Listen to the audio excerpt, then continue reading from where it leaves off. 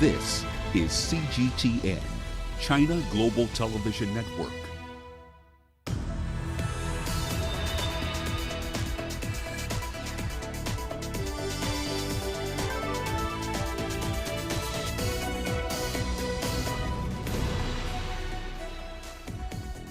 Hello there, welcome to this edition of Global Business Africa. In the course of the hour, we'll run through the business news stories you need to know about from the continent and beyond. But first, run through the markets for you. So Nigeria's main index has been doing something interesting. It's had a massive winning streak so far in the fourth quarter. It's jumped up by nearly 29% since the start of October, rocketing from just under 26,990 points to over 35,000. That streak against it paused today. The index was down about 0.7%. Comparatively, the indices of the JSE just about 5% higher over that period. Kenya's NC 20 down by nearly 4%, and the EGX 30 relatively flat. It's down by about 0.5% so far in the quarter. Here's what's coming up tonight. Sudan is trying to entice international capital with 27 oil blocks going up for auction. China's industrial output and retail sales are rising. We'll take a look at the latest data. And coffee lovers in Asia are getting a taste of the finest Ethiopian coffee thanks to Alibaba. Our starting point at this hour is Sudan, where the acting energy minister says that the country will offer 27 oil concession blocks through a global bid. Now, 3 of these are going to be offshore. The remainder, however, are inland. The Ministry of Energy and Mining is urging investors to use as much modern tech as they can in order to match oil production and exploration data. Sudan is promoting these blocks as part of its broader efforts to attract investors with specific tech to meet the requirements of each block. The ministry is also calling on prospective investors to provide social services like water, education and healthcare projects, among other benefits. So let's get you the latest on what this essentially implies for the country. Patrick Oyet is joining us from Juba in South Sudan with more data on this story. Patrick, do we know what terms these concession blocks are being offered at by the government?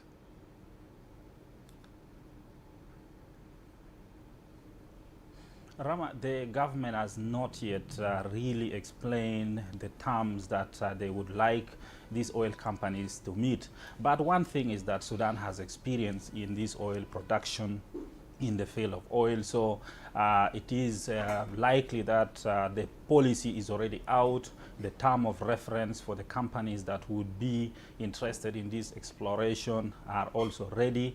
And the fact that they have come out to call for international oil companies to bid for this exploration means they are ready to be open to state the terms or the conditions to the public.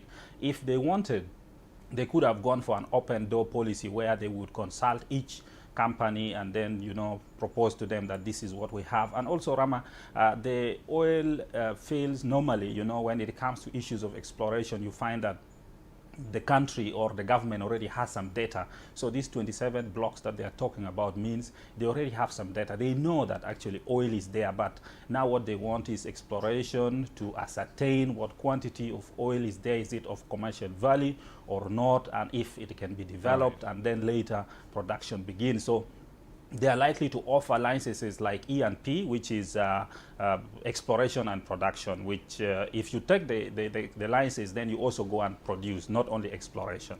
Okay, so in late September, Sudan and South Sudan, where you are, were talking about reviving output from the Unity and the Thomas South oil fields. The plan then was to raise oil output by around 15,000 barrels a day. Has that happened yet?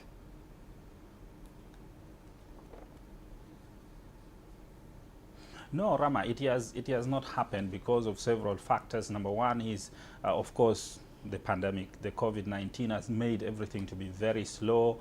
The former Minister of Petroleum of South Sudan moved to Port Sudan about 3 times to try to, iron out issues of logistics, because oil production requires a lot of logistical movement. It requires some chemicals that are supposed to be there for the extraction of oil. This has been really coming at a very slow pace because of the pandemic. So it became a little difficult to, to increase this production that they wanted. Not only that, there have also been, issues of conflict in these two countries. Sudan has just been having, peace talks, and finally they have a final peace deal. So this has also delayed some of the processes like oil production. But as you just mentioned, if you go to this area of Thomas South, Al Tor, you find the oil fields are actually connected, Sudan and South Sudan. So that's why in most cases they increase the production jointly. The businesses to do with oil are done jointly. Of course, the oil is also taken to Port Sudan and then exported to the international market. So production has not yet increased because of COVID-19 and also the conflicts that have been going on, Ramah.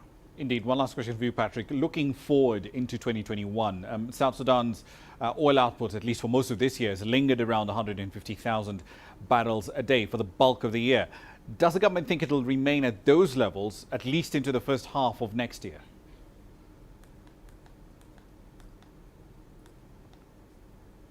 No, there is hope, and actually the government has been saying that they are working hard to ensure that they increase production.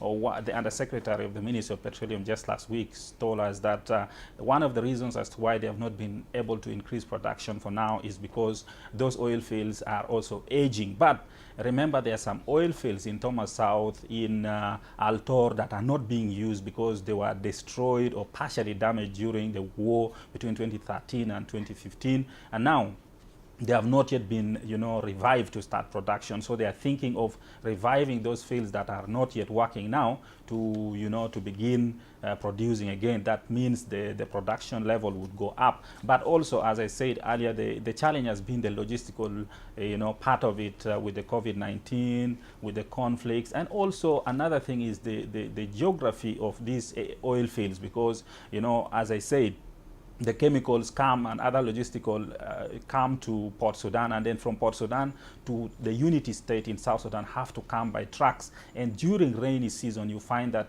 the roads become so bad that the trucks cannot pass. So very limited quantity of this logistic come to the oil field. But with the dry season coming and moving to 2021, there is a possibility that indeed production will increase in South Sudan. Indeed. Let's see how this plays out. Patrick Oyets there in Juba. Thank you very much.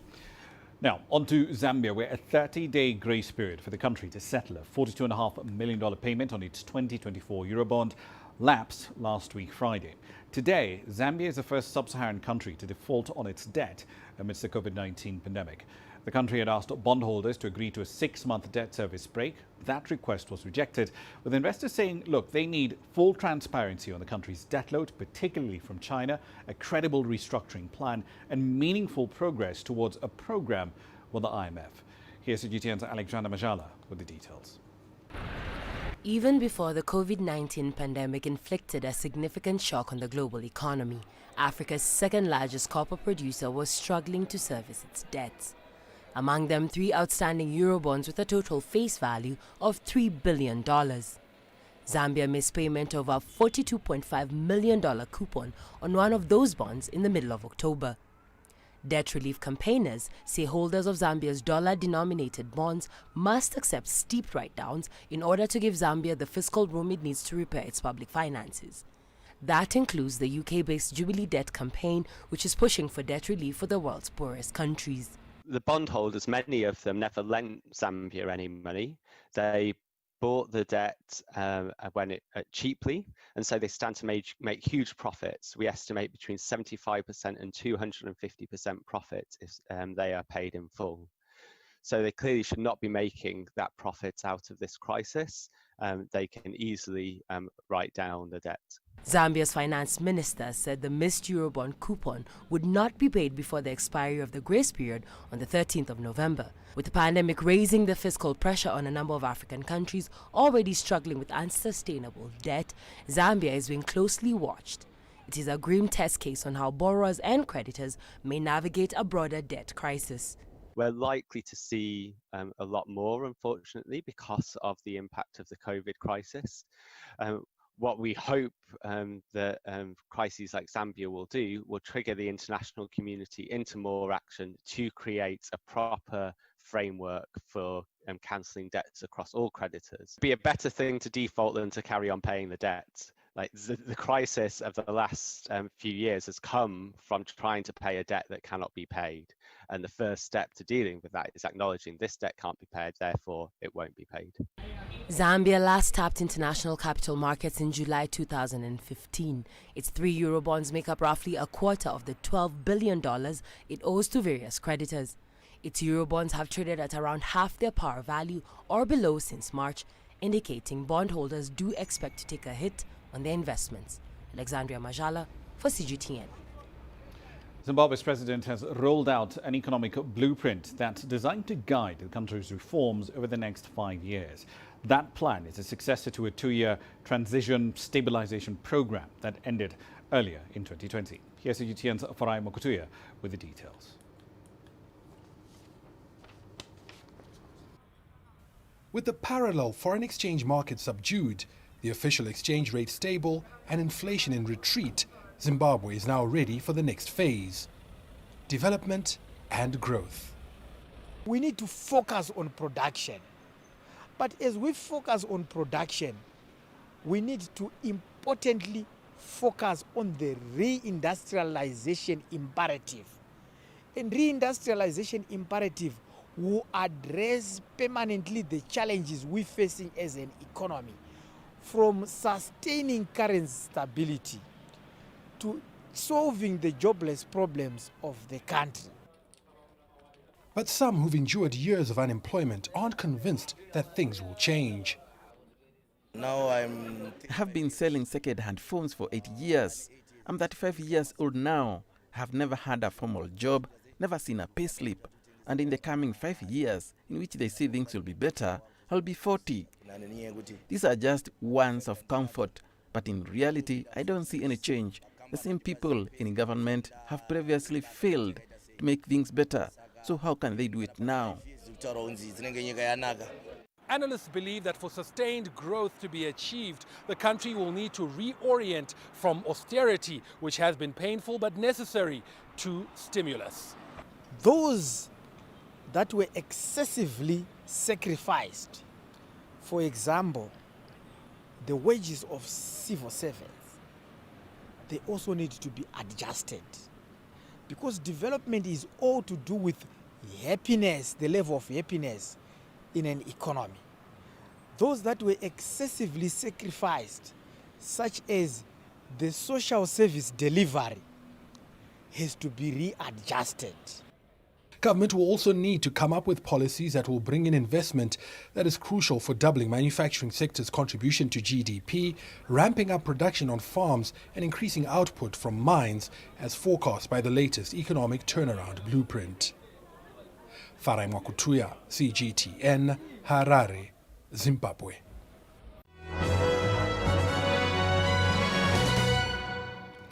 All right, a quick run through some company news. Let's start with Saudi Aramco. It's hired banks for multi-tranche dollar-denominated bond run as it seeks cash amid lower oil prices. Goldman Sachs, Citi, HSBC, JP Morgan, Morgan Stanley and NCB Capital have been hired to arrange investor calls before the planned transaction. Now, issuances from the region have already shot through 2019's record, surpassing $100 billion so far this year.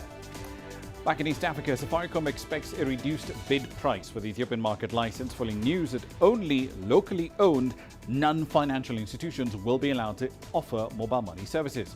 The Kenyan firm is saying that its interest in the market would only have been significantly enhanced if the government had allowed it to also operate its mobile money platform, M-Pesa, over there. Safaricom sees a license without mobile money being part of the package hurting its profitability and lengthening the period over which it has to recoup its investment.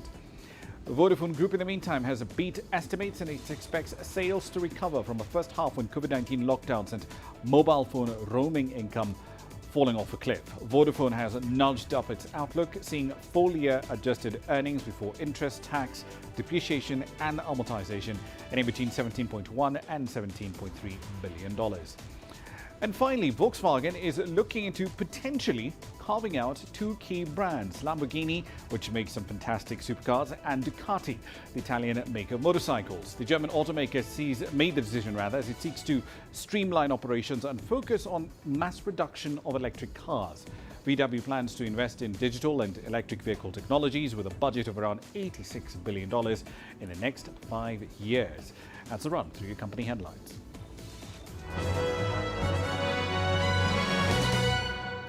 You're watching Global Business Africa. Time for a short break. Here's what's coming up next.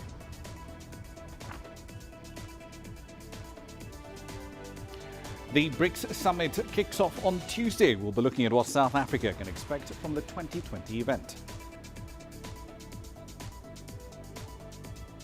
And Nigeria's headline inflation just keeps climbing, 14.23% in the month of October. The world economy as we know it is about to change. Global business reports highlight emerging markets, developing countries, and dynamic sectors worldwide. We feature top analysts and newsmakers to provide perspectives on every facet of business. From an on-the-ground perspective, we provide you with balanced and objective assessments. Fast, sharp, and insightful. Global Business. Only on CGTN. Every story starts out like this. Okay. We'll head up now. But beyond the rush of the numbers, there's always a more fundamental question. What happened? Who has been affected? When market-moving decisions are made, who's responsible and why? Let's get some reaction on ground. Joining us in Johannesburg is Sudan. Hello, Nairobi. This is how all stories begin. See how they end. Only on Global Business.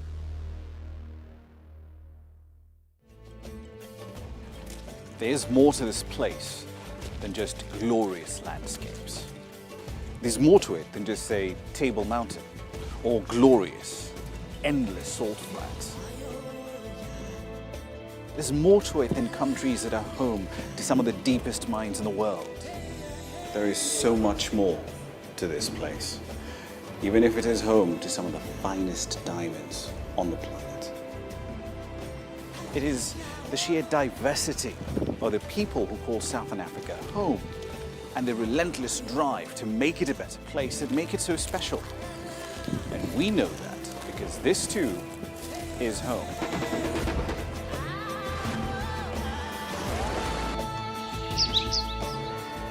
No one knows Southern Africa like we do. CGTN. See the difference.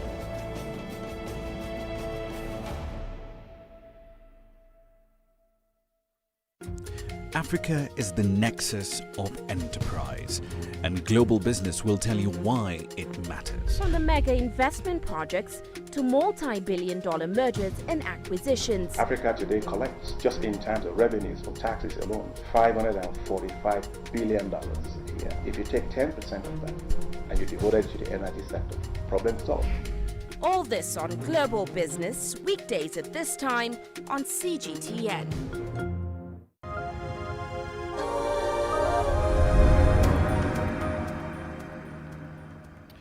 Welcome back to the program. Let's head over to Nigeria. Headline inflation over there has risen for the 14th consecutive month in October. It's a result of rising food prices, which in turn is caused by a mix of things: border closures, dollar restrictions and mandatory tax that have prevented farmers from producing food.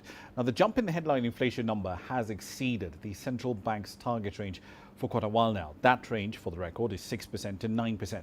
Analysts say the hard financial outlook will probably continue accelerating due to the end of fuel subsidies, a weakness in the naira, typical festive season price hikes and a recent order by the country's president, Muhammadu Buhari, which restricts dollar access for food and fertilizer imports. Consumer prices also rose by 14.2% from a year earlier, compared with 13.7% in September. Still in Nigeria, the country has finally ratified its membership of the Continental Free Trade Area, which it signed up to in July last year. This effectively paves the way for Nigeria's full participation in the initiative, which is due to start in January. Nigeria had withheld ratification of the deal, saying it wanted assurances over some grey areas and to make more consultations with local manufacturers. Here's CGTN's Deji Badmus with the details. Many had always believed it was only a question of when and not if Nigeria was going to ratify the Africa Continental Free Trade Area. The government had been holding series of sessions with local manufacturers and other key stakeholders to address their concerns over the Continental Trade Initiative. The ratification therefore follows the conclusion of all the consultations the government had been making. It was ratified, and as such, we beat deadline of the 5th of December. So effectively, we hope that by 1st of January 2021, the agreement will come into force. Nigerian domestic manufacturers had initially expressed concerns over the trade deal, especially on the rules of origin, fearing it might lead to massive dumping and kill local industries. But they've now come around over the issue, even though reservations still remain. It's a step in the right direction because we have been calling for the establishment of the AFTA, but the fact still remains whether Nigeria is ready to compete with the rest of Africa. And that can only be determined by the level of our competitiveness.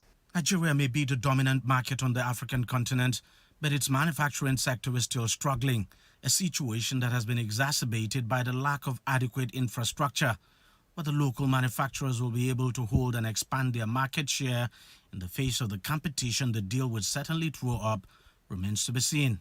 To me, we are not ready, but we cannot pull the rest of Africa down because of our readiness.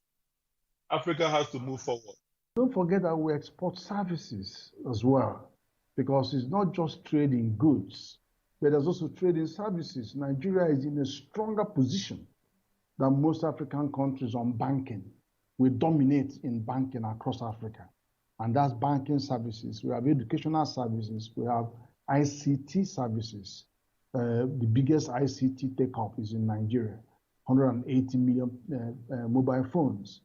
Then we have Nollywood, which is used everywhere in the whole continent. We have health services, so we have a lot that we can offer.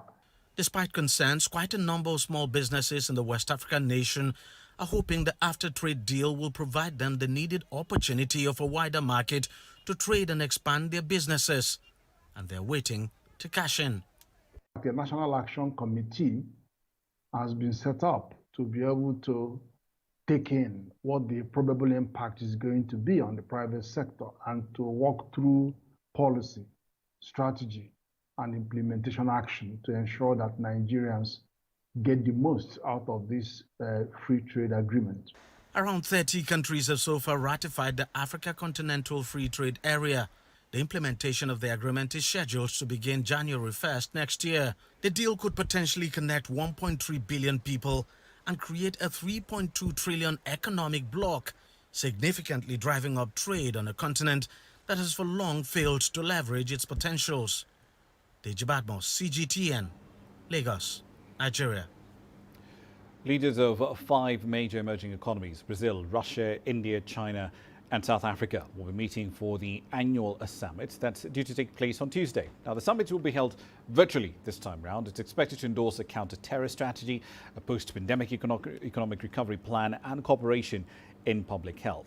This strategy will be the first official document on counter-terror for the BRICS countries, which together account for roughly 23% of global economic output. Let's take a little deeper into the details of what you can expect from this BRICS summit tomorrow. Angela Coppola joins us now from Johannesburg with more data on this story. So, Angela, had there not been a pandemic, this event would have been held in July in St. Petersburg. What's on the agenda this time round? Well, Raman, there's going to be that traditional open leaders session where the heads of the states will address the summit, hoping to contribute in some way to the future direction of that BRICS group. The leaders, of course, will also be focused on strengthening those intra-BRICS relations that have been building up for a number of years now and looking for mutually beneficial cooperation across the BRICS pillars. And you know what those are? Those cooperation pillars are namely politics and security, economic and finance, social and people-to-people cooperation. So lots of talk going to start tomorrow morning quite early in South African times, and it's kind of a make or break for the country and I guess for the continent as well, Ramah. Right then, inter-BRICS trade though, that went up from 7.7% in 2015 to around 10% just last year. But looking at South Africa's share of exports to other members of the bloc, that's been pretty static, about 15.4% in 2009, roughly the same, 16.1% a decade later. Are there specific obstacles to trading with these other economies for South Africa, or is this just a result of how the South African economy is structured and what kind of goods it does export? Well, I think you hit the nail on the head with the last part there. There are some obstacles to trade with that bloc generally. The South African government is trying to deal with some of those issues and trying to address them. But this year it appears that the countries are more action-oriented, and hopefully this will get South Africa moving and get them goal-driven as well. There's the adoption of that revised strategy of BRICS Economic Partnership that you spoke about, and that's for the next 5 years. Then, of course, there's the extension of the Memorandum of the Understanding on Cooperation concerning the competition law and policy, something that we do practice quite closely in South Africa. We also see the first of the projects in the BRICS Energy Research Cooperation Platform happening, and the launch of the BRICS Women's Business Alliance. So hopefully these actions and documents will all lead to more trade. But South Africa still needs to make some changes to the way its economy is run and to that level of bureaucracy. And hopefully, as you know, we've got this investment conference coming up in the next 2 days, and we should get some direction from that as well, Ramah. Indeed. The New Development Bank, the latest, the youngest multilateral development finance institution, if you will, it's been cited as one of the big achievements from the bloc over the last 5 years. But for South Africa, what's the comparative benefit of them going to borrow money from the NDB vis-a-vis, say, the World Bank, especially when it comes to project finance? Well, look, the upside for South Africa at the moment is that the bank has advanced the country a low-interest loan of around $1 billion to fight COVID-19, which is great news, and it's helped a lot to get the country out of the dwang that it was in. It's also received investments in several local projects in the recent past. What the bank does is provides another facility for the country to raise capital and loans for projects and activities that it's hoping will stimulate the economic growth in the country. And it comes, I'm told, with lesser strings attached compared to, say, the IMF or the World Bank. The African Development Bank, of course, is already fairly heavily invested in South Africa. So the BRICS Bank or the New Development Bank offers another avenue, and a welcome one at that, Ramah. One last question for you, Angelo. The Energy Ministry, as we've covered here before, is planning, or rather is in consultations for a new nuclear build plan, 2.5 gigawatts of capacity that they're considering to add to the grid.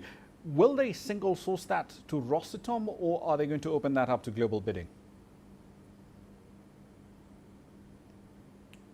Well, look, there's still several hoops to jump through here. There's the regulatory process that we've got to go through, and it's got to be followed, which we've spoken about before. Then there's no doubt, of course, that the NGO sector and the anti-nuclear activists will also get involved here, ensuring that all the I's are dotted and all the T's are crossed. The days of that single source tender, especially to Rosatom, are long gone. They were part of the Zuma era. And that means that due process is now the order of the day, according to the government procurement processes and people who are running that environment. And they're going to be followed quite closely, we're told. Well, that's the theory at least. But it's not a short-term solution either. So the country has an energy crisis at the moment, and it's going to take several years for a nuclear build program to get off the ground. And that's without any legal challenges that are expected. Some suggest that it could take as long as a decade from cabinet approval to when the first watt of nuclear-driven power is actually generated. But everyone's going to be watching that process very carefully, nonetheless. Ramah? Indeed. Let's see how this all plays out. Angela Coppola in Johannesburg. Thank you. Now then, we're still in South Africa. The country did emerge from one of the strictest coronavirus lockdowns in the world to find organized gangs had stripped out power cables from dozens of train stations. Now that in turn crippled an already dilapidated network relied on by millions of South Africans to move around. At Soweto's Orlando station, Hloni Toporo waits for a train that may never come. It has been leading up to this, you know. When South Africa emerged from one of the world's strictest lockdown 2 months ago, it found that organized and sometimes armed gangs had been busy stripping power cables out of dozens of stations nationwide for the valuable copper inside. That has left an already crumbling transport network relied on by millions of working class on its knees. An increasingly unreliable train service has already contributed to a drop in annual train trips threefold over the past decade. And Toporo, who walks to work most days despite the risk of street mugging, says people illegally boarding trains is also part of the problem. If we actually become more realistic about it, because we were hardly buying tickets as a community. On a good day, trains on just 7 of Metro Rail's 34 commuter lines make the trip out of Soweto Township to the economic capital, Johannesburg. At the same station where Toporo waits for his train, Charity Motsai is restocking a shop she says has been struggling to survive. Thieves come here daily to take the cable. They sometimes come carrying guns. They are even digging it up today. Police estimate the cost to the economy is $320 million a year, but Steve Harris, the Secretary General of the United National Transport Union, says it's more. We have never seen the state of our rail in this dire straits that it finds itself in. And the transport problems also remove a vital piece of President Cyril Ramaphosa's so-called Marshall Plan to revive growth that hinges on reliable infrastructure to draw in crucial foreign direct investment. Beryl Oro, CGTN.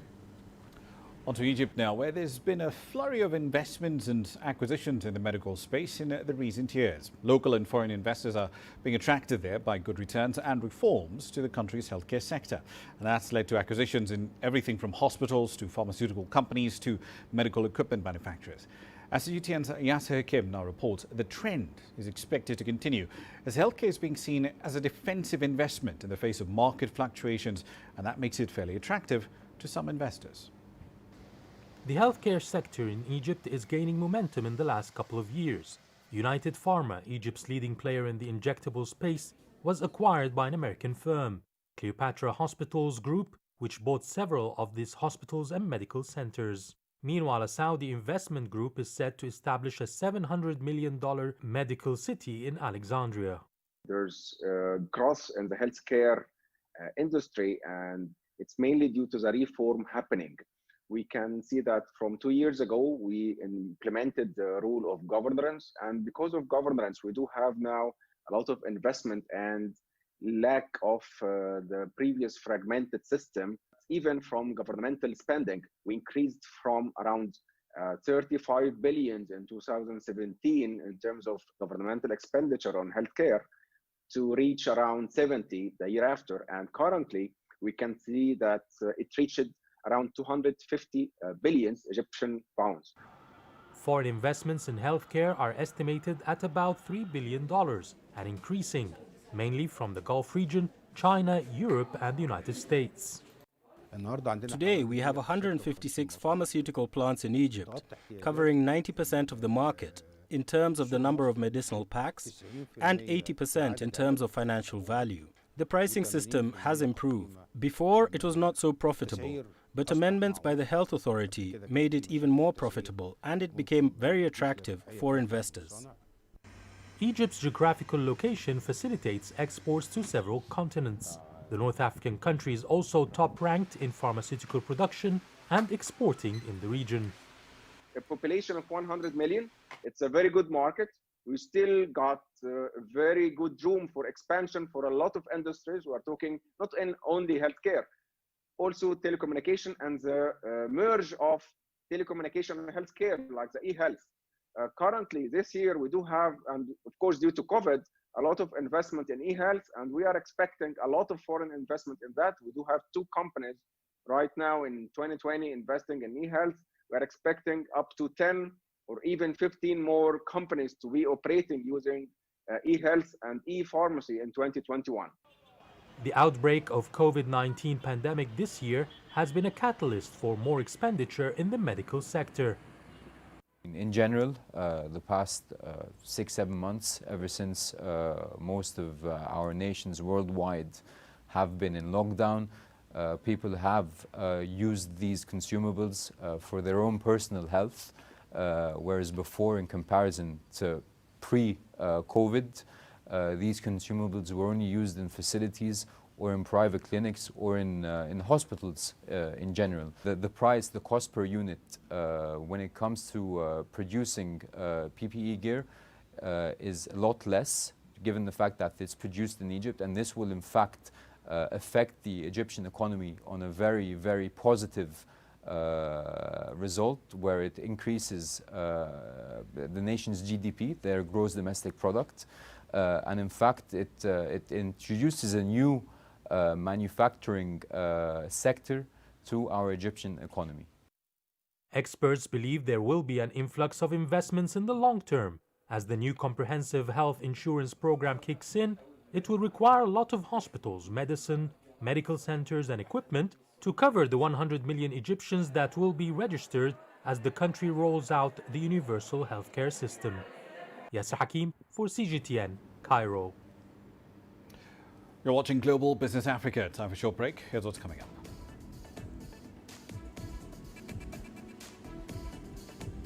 China's industrial output and retail sales data continue to show some growth. And we'll take a look at where the EU and the UK's trade deal stands as a deadline to get a deal fast approaches.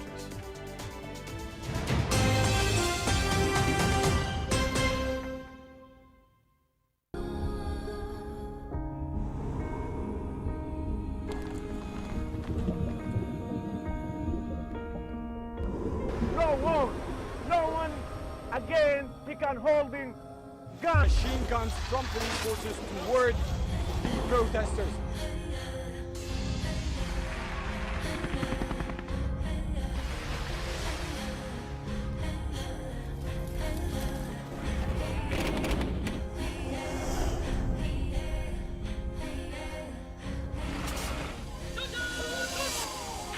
Were you worried about your life at that particular time? Not at all. What is your assessment of the state of the continent today? Africa has the potential to power itself. Excuse me.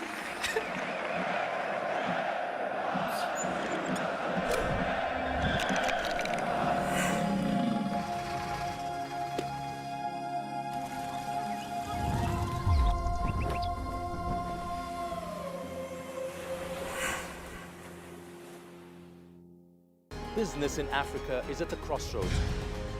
We celebrate those who are adopting and thriving despite the challenges, from grassroots to big businesses. Global Business takes you along for the ride as we track the making of a giant. Only on CGTN. How will your world change today? What happens here? What happens there?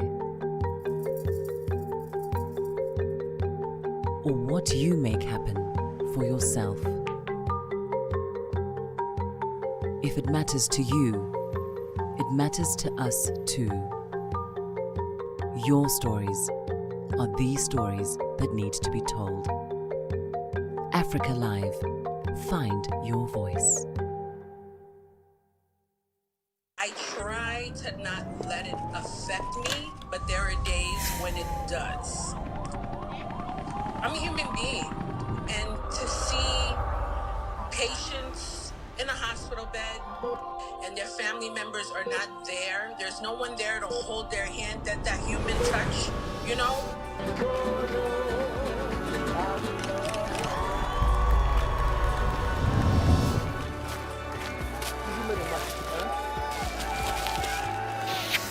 I just hope everyone can remember that the situation is not permanent and that everything will get better eventually.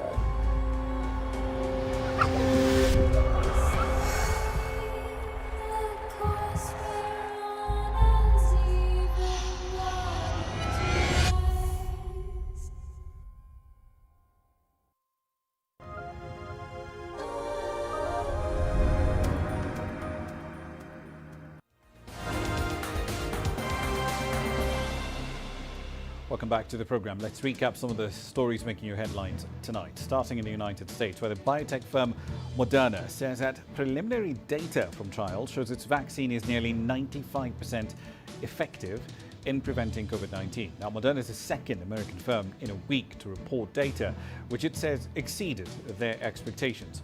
The company's president has hailed those results as quite the milestone. In this region of the world, Ethiopia's state broadcaster has shown video of towns that it says that the Ethiopian military has liberated in Tigray region. Now, the video footage shows local residents of the towns of Wada and Alamata celebrating and welcoming Ethiopian soldiers after the local Tigray People's Liberation Front, militia and special forces withdrew. In the meantime, Tigrayan TV broadcast its own video purporting to show Eritrean soldiers captured in the latest fighting. And finally, the United Nations brokered Libyan Political Dialogue Forum has been postponed until next week due to a lack of consensus on who will lead the transition process. No compromise was reached on the names and the executive mechanism that will govern the transition until elections are held at the end of 2021, according to forum attendees. That's a run through your headlines.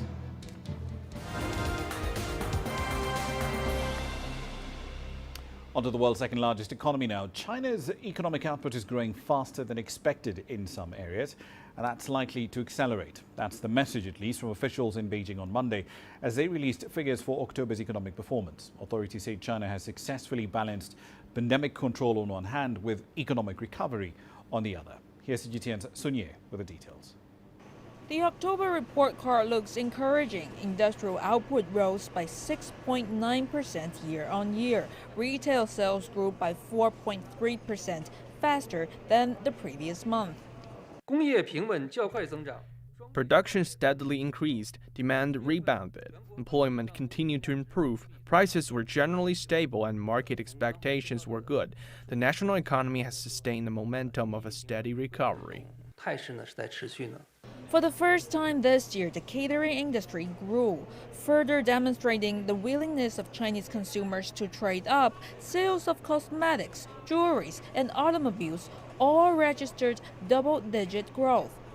And even before this year's early November shopping frenzy, volume for online sales grew at almost 11% in October. But authorities say there is still cause for concern. We're seeing a second wave of COVID-19 impacting the US and Europe. This is going to continue to hold back the world from getting back on its feet. The Chinese economy is still on course for a full recovery, but there are still many challenges we need to tackle. Chinese economy grew at 4.9% in the third quarter, officials say, with manufacturing, investment, demand and consumption all on the right track. China's recovery and growth will sustain through the end of this year. Sun Ye, CGTN, Beijing.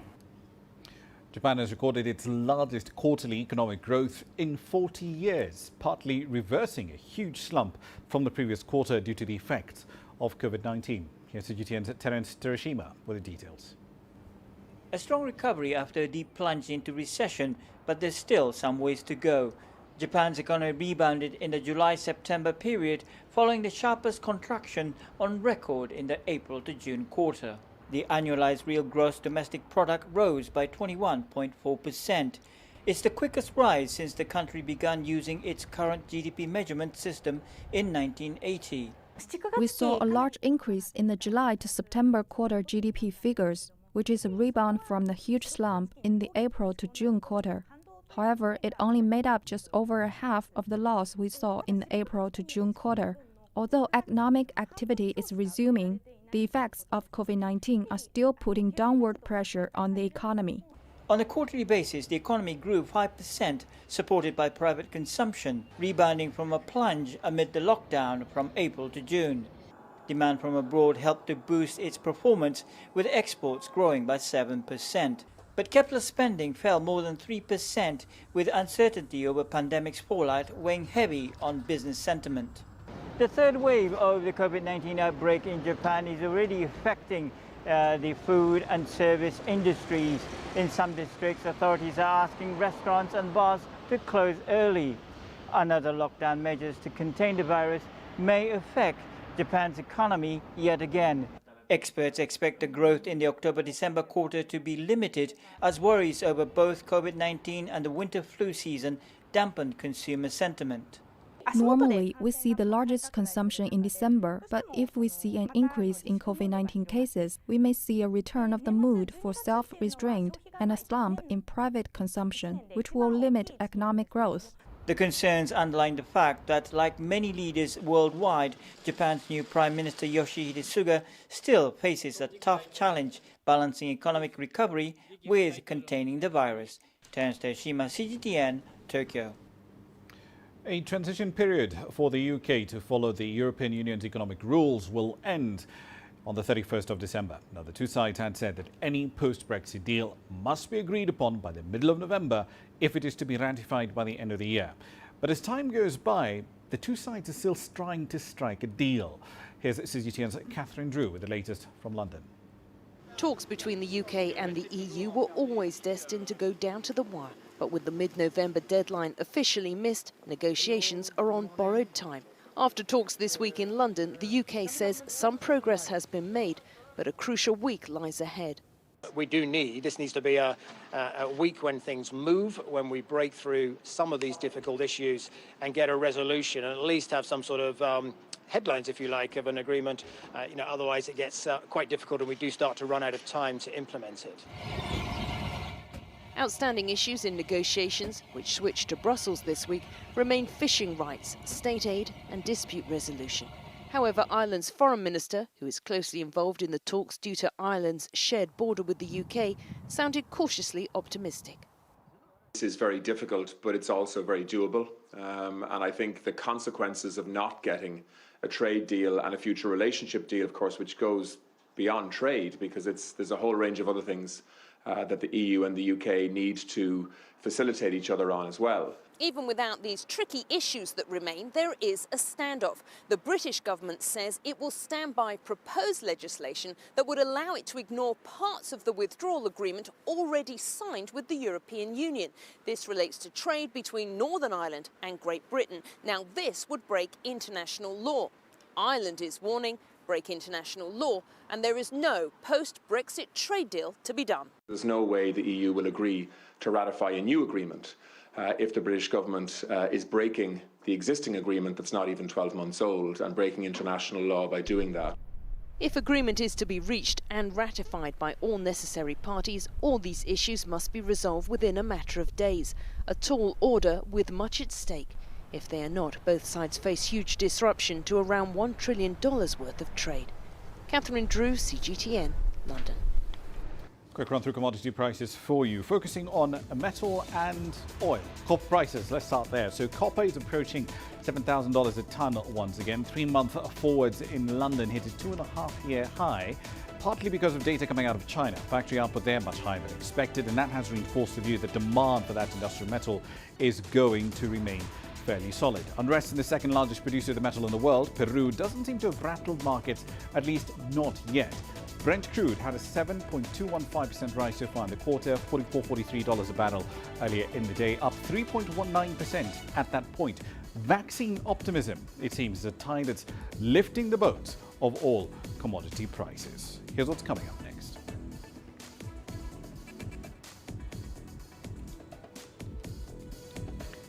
Chinese coffee lovers are getting a taste of Ethiopian coffee.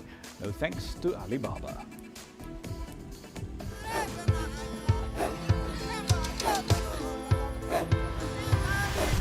Africa is a continent of diversity, with varied climates and enchanting geography, and a people so distinct, but with a shared enduring spirit.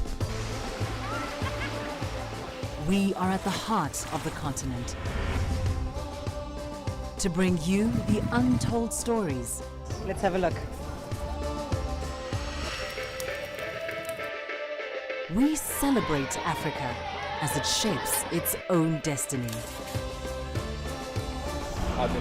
Tunis, Syria, Juba, Johannesburg, Ethiopia, Tanzania.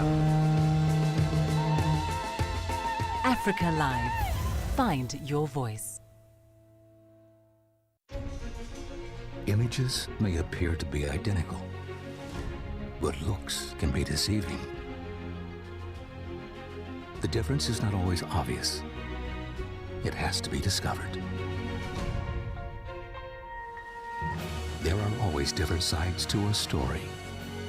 We put the focus on the details. To see more, to understand better. CGTN. See the difference. The greatest journeys, the greatest sights, the greatest adventures. Here in Qanater, this weir allows the locals to walk on water. We're far more than just TV news.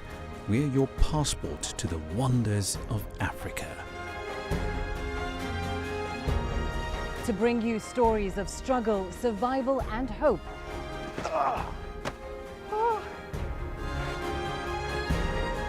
So let's explore.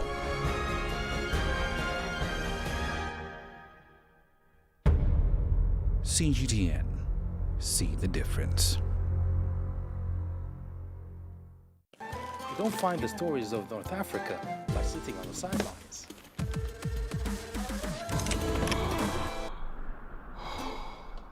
No one else will take you where we can in North Africa.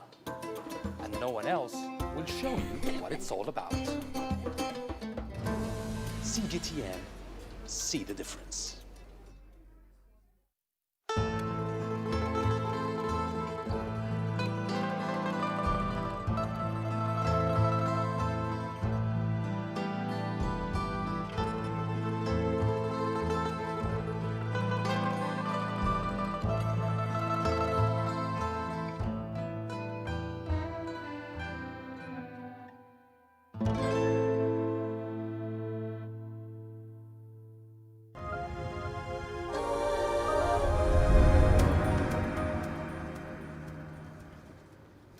Welcome back to the program.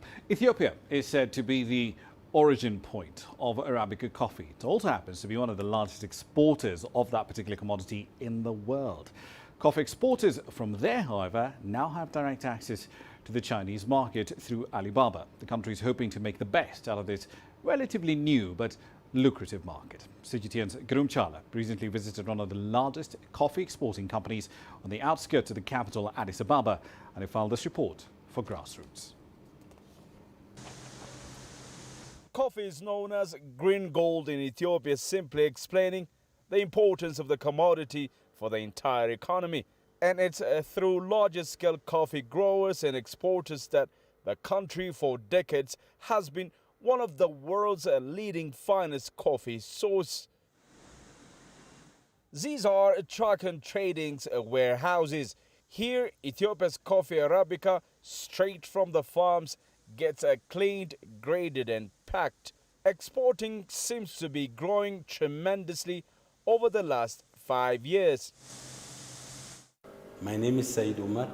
I'm Managing Director for Trakon Coffee. And it is companies like Said's Truck and Trading which are successfully exporting value-added Ethiopian coffee to the rest of the world. Coffee in Ethiopia has been there for generations. Now the export business so much grows in terms of processing has improved and so many roasters are coming up. So the new trend is roasted coffee, adding value and export it or consume it locally. Almost all of the coffee which comes to Trakon Coffee Processing Unit is intended for the global market.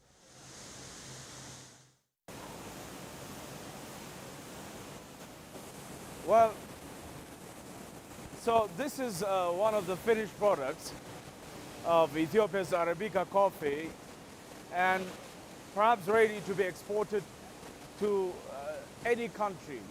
This time around, including this bag, these are all being exported perhaps soon enough to Russia.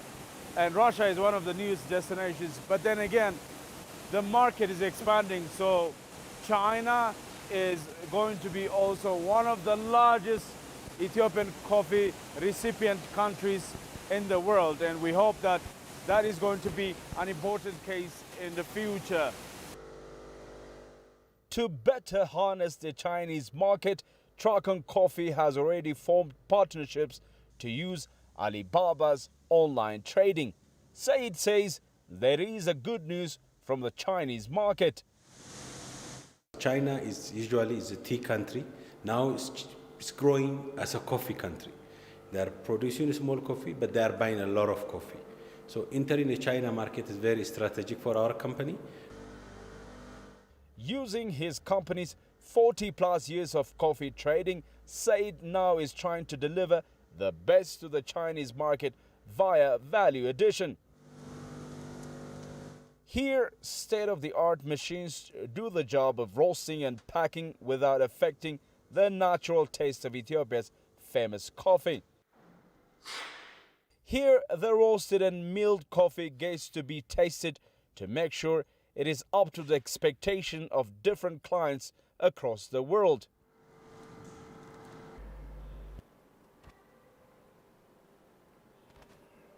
As you can see, it doesn't need sugar because the coffee has its own sugar. The quality is very important because everybody who took the coffee, who buy coffee, knows coffee well because they are covered. They do have cuppers, they do have cube graders, they know how to score it, they know how to cap it. Because in Ethiopia, there are different kinds of origins. Ethiopia is said to also have devised mechanisms including laws and incentives to help the coffee sector grow exponentially. And the projection within the next 5 years shows Ethiopia's coffee market share grows by leaps and bounds, competing with nations like Brazil. Grumchala, CGTN, Addis Ababa, Ethiopia. Ethiopian coffee going out into the world there. All right, then, a quick run through currencies here for you. So the Kenyan shilling, 109.17 in the interbank market at the start of the week. South Africa's rand does continue to run of gains. It's clawing back losses against the American dollar. It's clawed back at least 7.4%, give or take, against the American dollar so far this quarter. 15.38 at 14.45 GMT. This, remember, though, is a pretty packed week for South Africa. Other than the things we spoke about with Angelo earlier on in the hour, there's a rate-setting meeting on Thursday, and then there's ratings decisions from Moody's and S&P on Friday. So shall we see a move deeper into junk? We'll find out then on Update You. That's it for this edition of Global Business Africa. As always, we'd like to hear your thoughts on the content you've seen on the program. There's plenty of ways to get your thoughts back to us. All of them are on your screens right now. I'm Ramah Nyang in the Kenyan capital, Nairobi. Thank you for your company. In the last hour, the world today is up next from Washington, D.C.